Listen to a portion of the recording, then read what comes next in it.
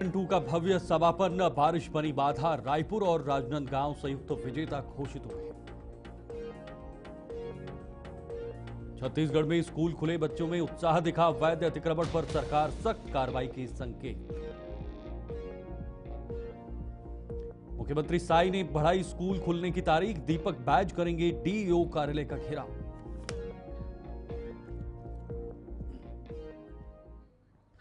नमस्कार, खबर छत्तीसगढ़ में आपका स्वागत है और मैं हूं आपके साथ शीतल शर्मा। बुलेटिन की शुरुआत करेंगे। छत्तीसगढ़ प्रीमियर लीग सीजन 2 का समापन रायपुर स्थित शहीद वीर नारायण सिंह अंतर्राष्ट्रीय क्रिकेट स्टेडियम में हुआ है। 6 जून से शुरू हुई इस प्रतियोगिता में 6 टीमों ने भाग लिया और कुल 15 लीग मैचों के बाद रायपुर व राजनांदगांव ने सेमीफाइनल जीतकर फाइनल में जगह बनाई। भारी बारिश के चलते फाइनल मुकाबला नहीं हो सका, जिससे दोनों टीमों को संयुक्त विजेता घोषित किया गया है। समापन समारोह में मुख्यमंत्री विष्णुदेव साय, खेल मंत्री टंकराम वर्मा व बीसीसीआई के वरिष्ठ अधिकारी शामिल हुए। सीएम ने कहा कि ऐसे आयोजन प्रदेश के खिलाड़ियों को आगे बढ़ाने का मंच प्रदान करते हैं। छत्तीसगढ़ का बड़ा सौभाग्य था कि छत्तीसगढ़ क्रिकेट संघ यहाँ पर सीपीएल सीजन 2 का आयोजन किया था, जिसमें छत्तीसगढ़ के हमारे क्रिकेट जगत के जो स्टार हैं उनको खेलने का अवसर मिला। और आज फाइनल था, लेकिन मौसम खराबी के कारण फाइनल मैच हो नहीं पाया और जो फाइनल में रायपुर और राजनांदगांव की टीम खेलती उनको जॉइंट विनर घोषित किया गया। और बड़े भव्यता के साथ ये समापन समारोह अभी संपन्न हो रहा है और इसमें सौभाग्य की हमारे प्रदेश के खेल मंत्री टंकराम वर्मा जी उपस्थित हुए, हमारे बीसीसीआई के वाइस प्रेसिडेंट श्री राजीव शुक्ला जी उपस्थित थे, बलदेव भाटिया जी, प्रभतेश भाटिया जी और सीएस के सभी पदाधिकारी और हजारों की संख्या में दर्शकों की उपस्थिति में ये समापन समारोह संपन्न हुआ।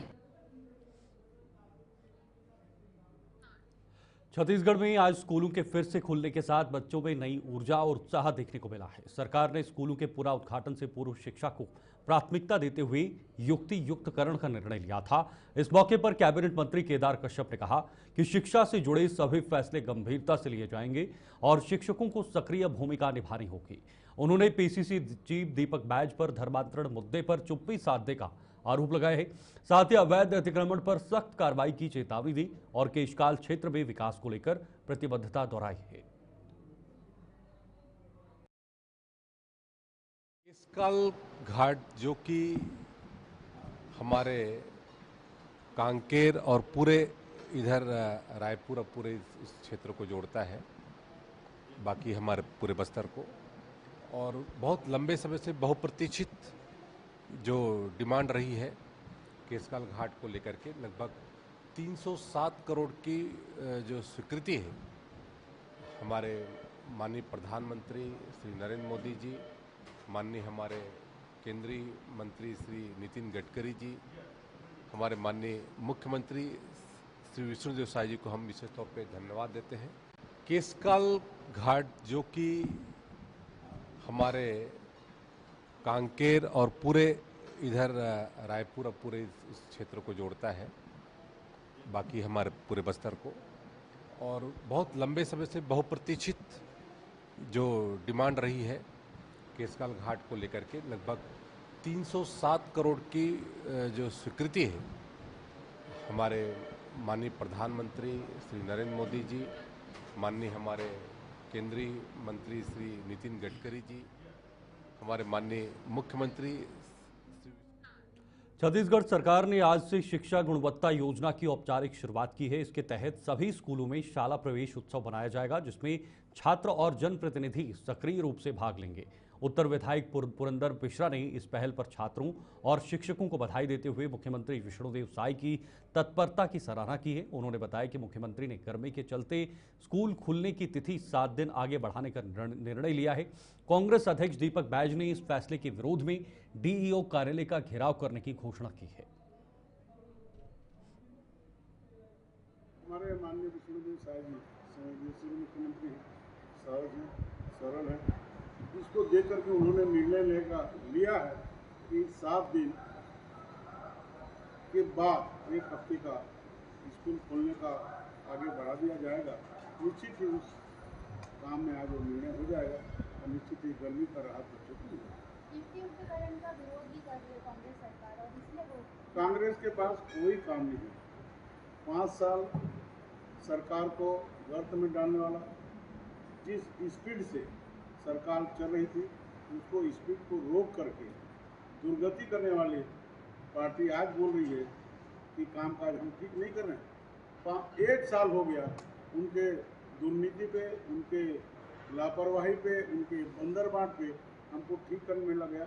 अभी हमारी सरकार स्मूथली दौड़ रही है और कांग्रेस के पास कोई काम नहीं है। वो हर काम का विरोध करने के लिए खड़ी है और उनका अधिकार भी है। पार्टी में सरकार नहीं आया, प्रतिपक्ष में है तो उसका विरोध करने का स्वभाव भी है।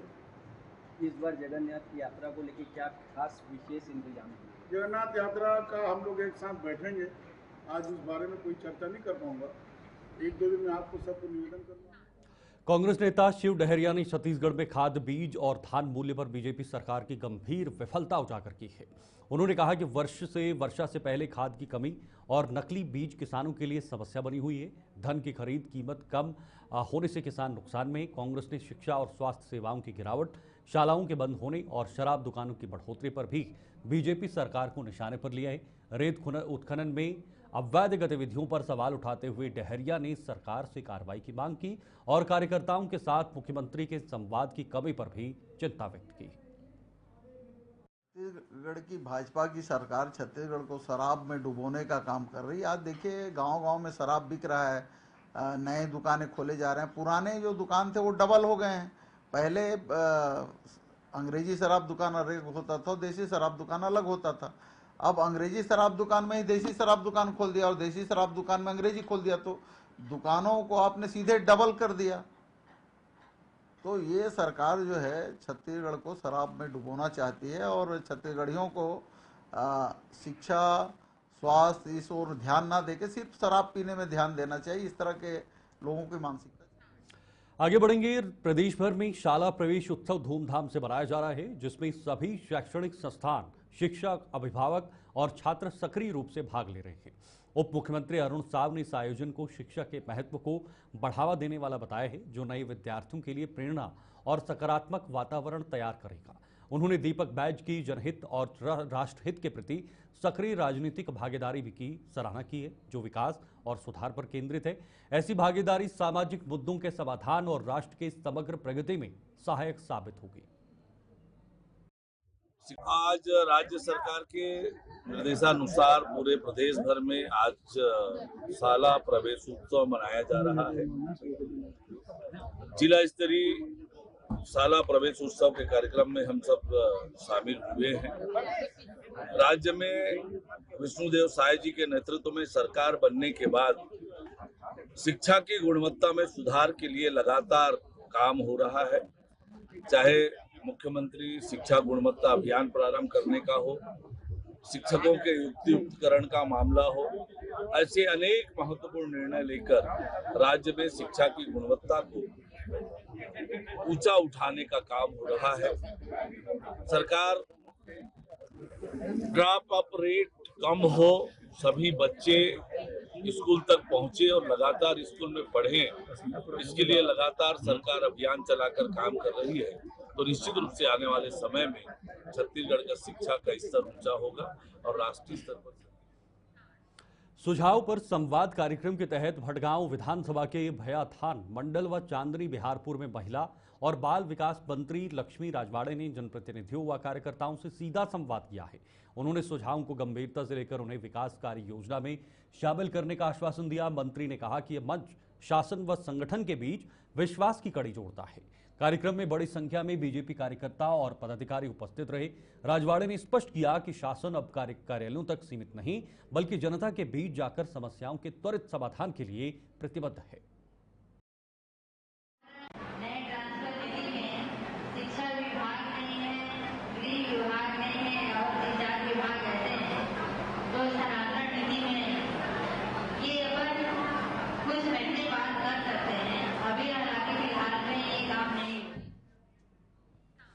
राजधानी रायपुर के दलदल सिवनी क्षेत्र में आबकारी विभाग की फ्लाइंग स्क्वाड ने हर्ष प्राइड परिसर में दबिश देकर मध्य प्रदेश से लाई गई करीब 1.59 लाख रुपए मूल्य की अवैध विदेशी शराब जब्त की है। आरोपी संजय दासवानी को तस्करी करते हुए गिरफ्तार किया गया है, जिसके पास से red label 100 Piper, royal स्टेग, blender pride जैसी ब्रांडेड विस्की और किंगफिशर बियर की 90 कैन बरामद हुई हैं। विभाग की सतर्कता से अवैध शराब कारोबार पर प्रभावी रोक लगी है, पूछताछ जारी है और ये कार्रवाई समाज की सुरक्षा, कानून व्यवस्था और स्वास्थ्य हित में एक महत्वपूर्ण कदम मानी जा रही है।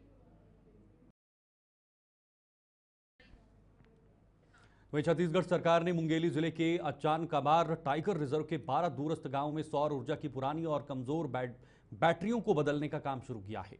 उप मुख्यमंत्री अरुण साव ने लोरमी से बैटरी ले जाने वाले वाहन को हरी झंडी दिखाकर रवाना किया है। यह पहल 322 परिवारों को बेहतर रात्रिकालीन प्रकाश उपलब्ध कराकर जंगली जीवों से सुरक्षा सुनिश्चित करेगी। मुख्यमंत्री विष्णुदेव साय के निर्देश और ग्रामीणों की मांग के अनुरूप ये कदम वनांचल क्षेत्र के विकास और सुरक्षा में अहम साबित होगा। सरकार की प्रतिबद्धता से दूरस्थ इलाकों में बुनियादी सुविधाएं बढ़ रही हैं। हमारे वनांचल में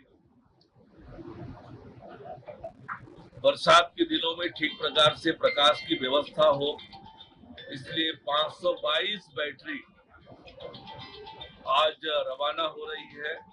हरी झंडी दिखाकर रवाना किया है। 522 बैटरी है जो 13 गांव में लगेगा और क्रमशः इसी तरह से अन्य गांवों में भी लगातार बैटरी पहुंचाई जा रही है और ताकि वनांचल में प्रकाश की अच्छी व्यवस्था हो सके और इसके लिए प्रतिबद्धता से काम हो रहा है। तो ये बड़ा काम आज हुआ है कि 522 बैटरी का हरी झंडी। रायपुर नगर निगम ने जी मार्ग राज टॉकीज के पास बटन दुकानों की स्वच्छता संबंधी शिकायत पर तत्काल जांच कर एक दुकान को नॉनवेज अपशिष्ट नाले में फेंकने पर, एक कपड़ा दुकान भी अवैध पाटा बनाकर सफाई बाधित करने पर सील हुई। 5 दुकानों द्वारा नाले पर अवैध पाटों के कारण सफाई में रुकावट आई, जिन्हें जेसीबी से तोड़कर साफ किया गया। संबंधित दुकानदारों पर 12,000 रुपये जुर्माना लगाया गया और उन्हें कड़ी चेतावनी दी है। इस कार्रवाई से क्षेत्र की सफाई और नालियों की निकासी सुनिश्चित हुई है।